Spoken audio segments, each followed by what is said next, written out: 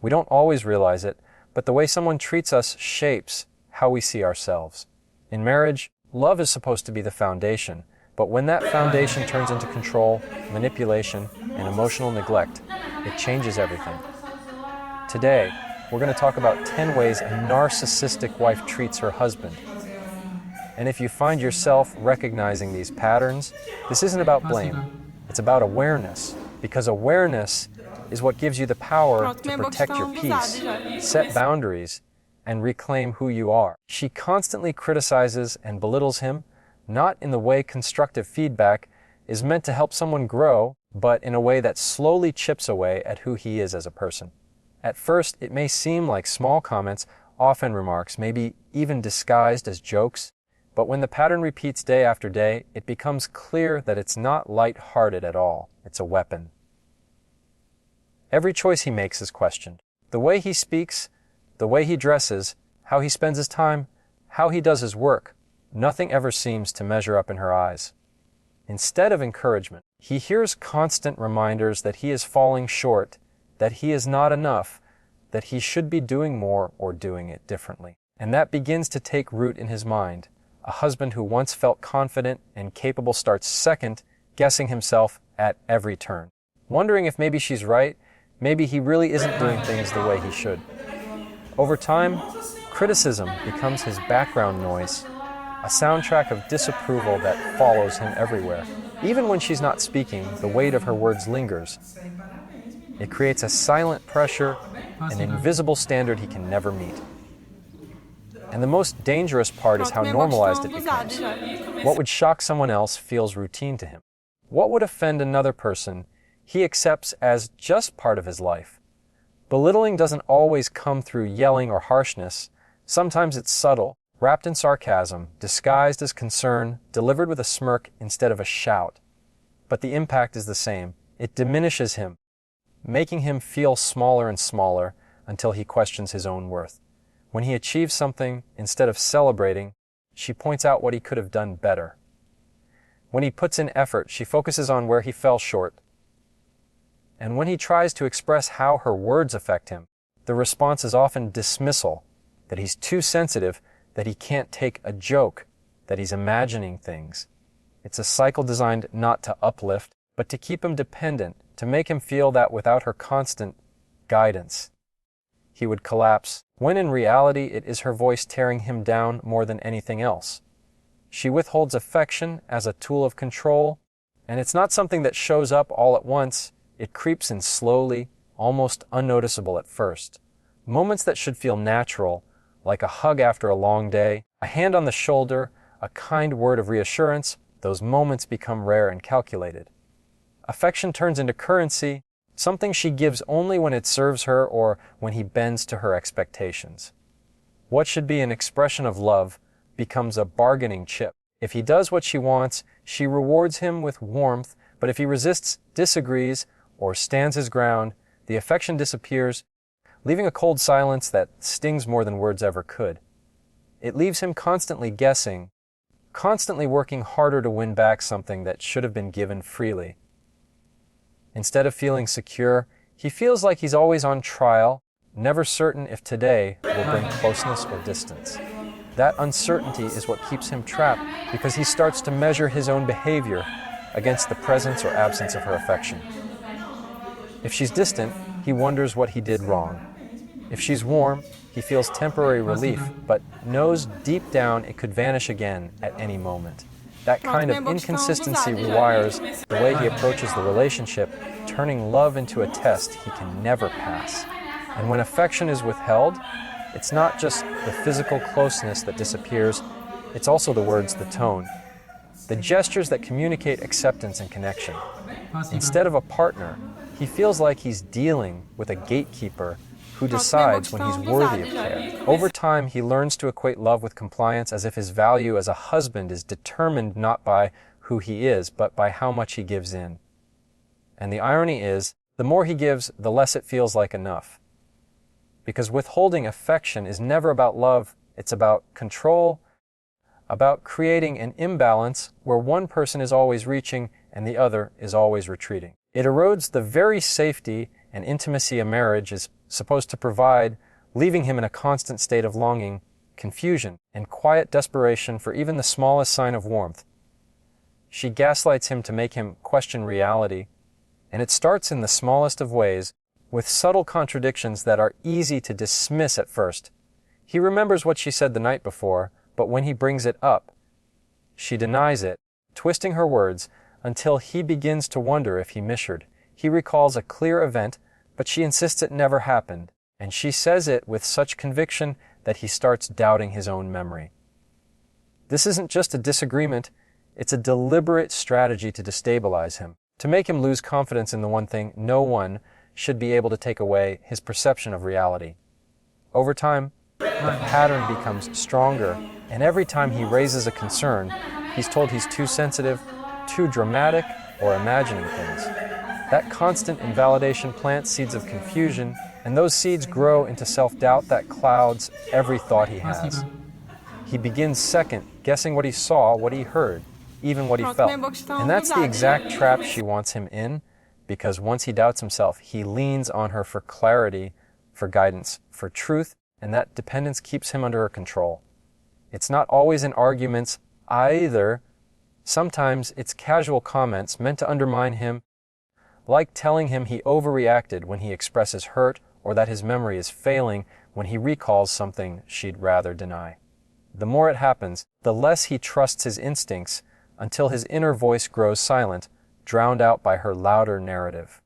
What makes gaslighting so destructive is that it doesn't just attack the relationship, it attacks his very sense of self.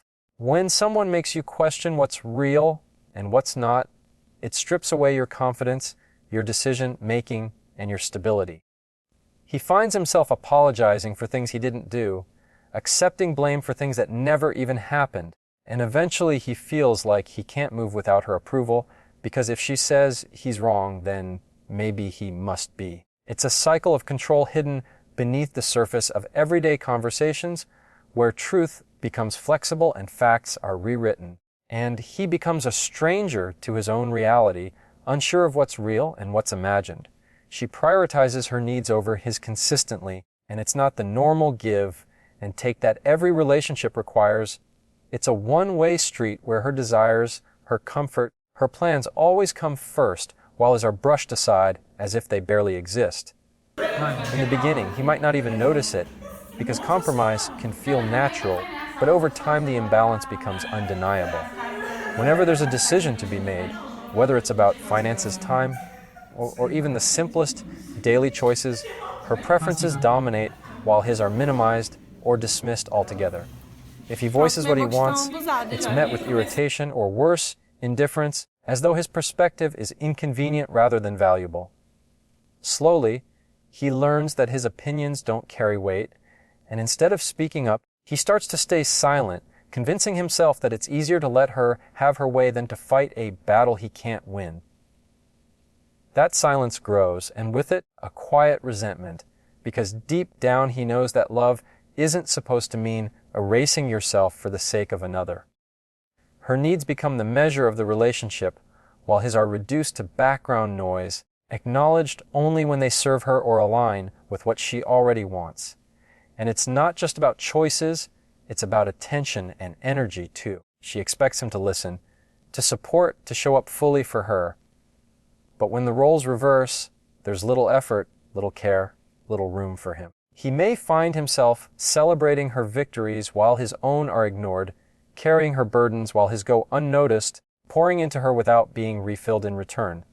Over time, this imbalance makes him feel invisible, not as a partner in a shared life, but as a tool to meet her needs.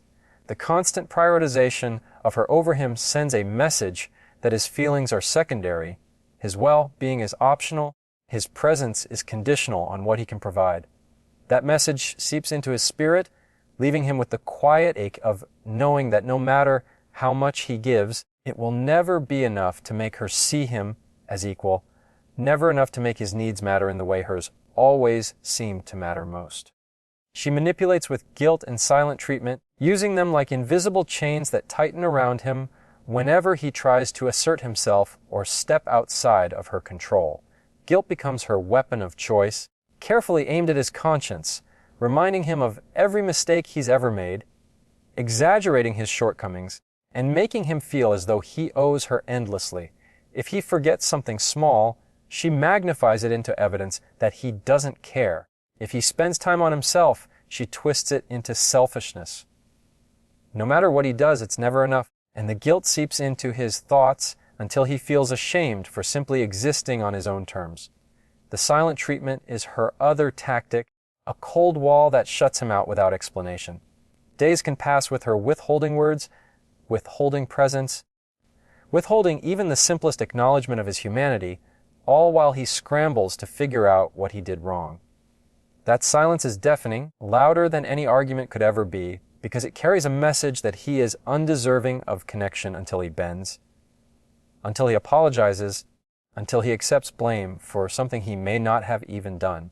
It's a punishment disguised as distance, a way to keep him off balance, to make him chase after her approval just to restore some kind of peace. Over time, he learns that conflict doesn't end with resolution, it ends with his surrender.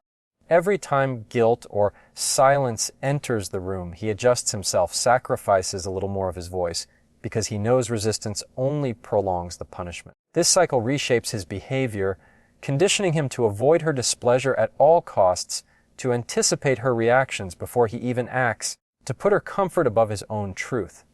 What makes this manipulation so powerful is not the outbursts, but the withdrawal, not the words, but the lack of them, not the direct confrontation, but the quiet pressure that forces him to carry the weight of blame on his own shoulders. And when guilt and silence are used repeatedly, they create a relationship where he feels more like a prisoner than a partner, locked in a pattern of appeasement. Constantly chasing forgiveness for offenses he never truly committed, she undermines his confidence and independence in ways that may not always be loud or obvious, but they are steady, cutting, and relentless. Whenever he shares an idea, she is quick to dismiss it, questioning its value, pointing out flaws before even acknowledging the thought behind it. If he talks about his dreams or goals, she mocks them, sometimes with sarcasm, sometimes with outright criticism, making him feel foolish for even daring to think he could achieve more. Over time, those little jabs start to stick, and what once felt like ambition now feels like a burden he is ashamed to carry.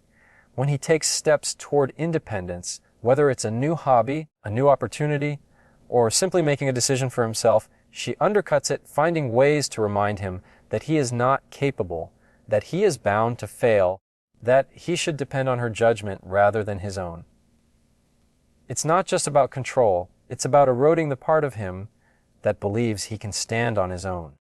She may disguise it as concern, telling him she only wants to protect him from disappointment, but underneath that concern is the message that he is not strong enough, not smart enough, not steady enough to handle life without her direction. This constant undermining leaves him hesitant to take risks, fearful of making mistakes, because he has been conditioned to expect ridicule instead of support.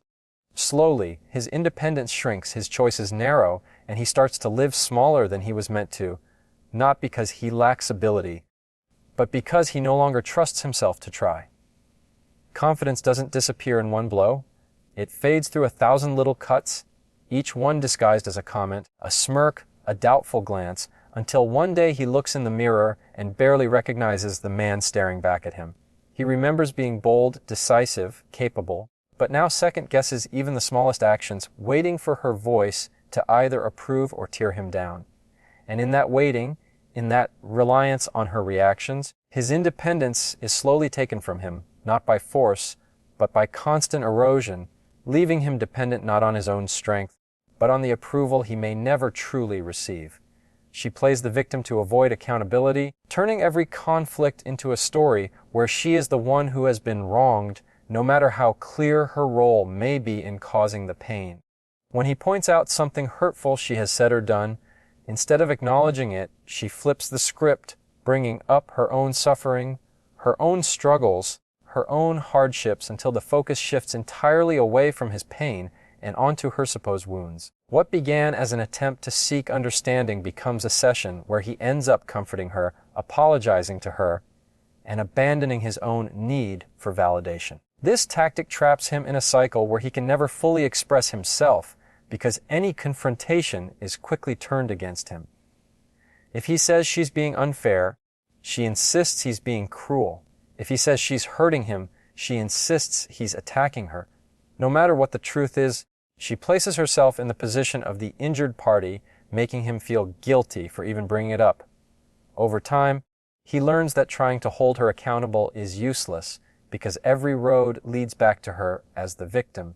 It leaves him silenced, walking on eggshells, fearful that any attempt to stand up for himself will somehow end with him being painted as the villain. This isn't just emotional manipulation, it's a way of rewriting reality where his feelings are erased and hers are magnified beyond reason. And the longer this continues, the more he starts to internalize the idea that maybe he is at fault, maybe he really is too harsh, too demanding, too unkind, even when deep down he knows all he wanted was honesty and respect. Her victimhood becomes her shield, protecting her from responsibility and deflecting any attempt at truth. It's exhausting for him because instead of resolution, he's left with confusion. Instead of growth, he's left with guilt. And instead of a partner willing to face challenges together, he's stuck in a loop where one person refuses to ever be wrong. This constant shifting of blame wears down his spirit because it denies him the basic human need of being heard, validated, and understood, leaving him carrying the weight of every conflict as though it were entirely his fault. She isolates him from friends, family, or support, and it often doesn't happen with obvious commands or outright restrictions. It happens quietly, in ways that seem subtle at first, but build into a wall between him and the people who care about him. It might start with small criticisms of his friends, questioning their intentions, pointing out their flaws, planting seeds of doubt in his mind. She may suggest that his family doesn't really understand him, that they don't respect him, that they are only adding stress to his life, and slowly those comments begin to influence how often he reaches out or how freely he shares his life with them. When he makes plans to see people close to him, she might create conflict, pick a fight, or suddenly need his attention, turning what should be a simple visit into something heavy and exhausting. Over time, he begins to feel that maintaining those connections costs more than it gives, and so he withdraws, not realizing that this withdrawal is exactly what she wants. The less time he spends with others, the more dependent he becomes on her, and the more her voice becomes the only one he hears. The isolation deepens when she creates an atmosphere of tension whenever he chooses to engage with others, making him feel guilty for wanting time with his own family or friends, as though his desire for connection is an act of betrayal. She might even play the role of the misunderstood partner, telling him that nobody else sees what she sacrifices, that no one else can understand their relationship, that outsiders only bring negativity. This convinces him to guard their private life more closely, keeping problems hidden, shutting doors that once would have been open to help and support. Eventually, the circle around him grows smaller and smaller until the only consistent relationship left is the one with her, and by then, she doesn't need to forbid or demand anything because the isolation has already done its job. He finds himself cut off from the encouragement, perspective, and love that could remind him of his worth, leaving her as the sole source of approval and connection in his life, even though that connection is conditional and controlling. When you step back and see all these patterns together, you realize how damaging they truly are, not just to the relationship, but to the person living inside of it. Constant criticism, withheld affection, gaslighting, manipulation, blame, shifting, and isolation all work together to break someone down piece by piece until they forget who they are. And that's the point, control. But awareness changes everything. When you can name the behavior, you stop blaming yourself for it. When you can see the manipulation for what it is, you begin to take your power back. Boundaries are not selfish, they are survival. Respect is not optional, it is the foundation of love. And love should never cost you your peace, your confidence, or your sense of self. The moment you recognize these patterns for what they are is the same moment you begin the process of healing, reclaiming your voice, and reminding yourself that you deserve more than just surviving in someone else's shadow. You deserve to live as the fullest version of yourself.